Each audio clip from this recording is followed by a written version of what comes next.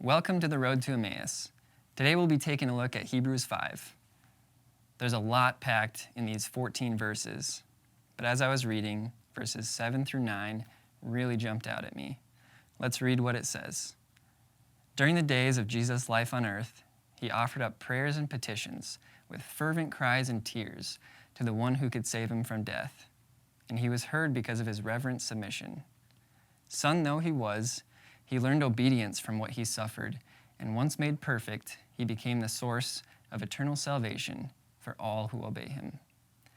There were a few questions that hit me as I was reading these verses.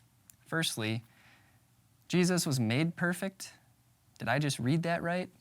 Does that mean he wasn't perfect at some point? As the Apostle Paul would say, by no means. Jesus absolutely lived a perfect, sinless life on earth. Here, the author of Hebrews is telling the Jesus-believing Jews he became a perfect high priest for them and us through his life, death, and resurrection.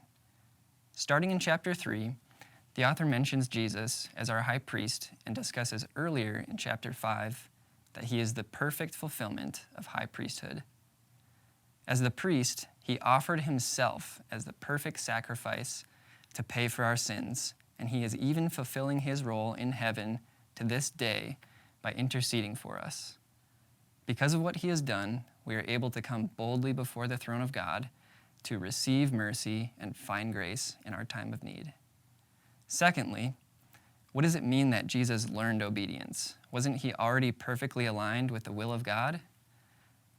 This does not mean that Jesus changed from disobedient to obedient. If he lived a perfect life, that means he was always obedient to the will of the Father. But there's a difference between the knowledge of obedience and the practice of obedience. In Jesus' case, he learned obedience through experiencing suffering, physically, emotionally, and spiritually. This was most notably demonstrated by his obedience to the point of death, even death on a cross. If Jesus needed to learn obedience, how much more do we? It says in John 14:23, Jesus replied, "Anyone who loves me will obey my teaching." James 1:22 says, "Do not merely listen to the word and so deceive yourselves. Do what it says."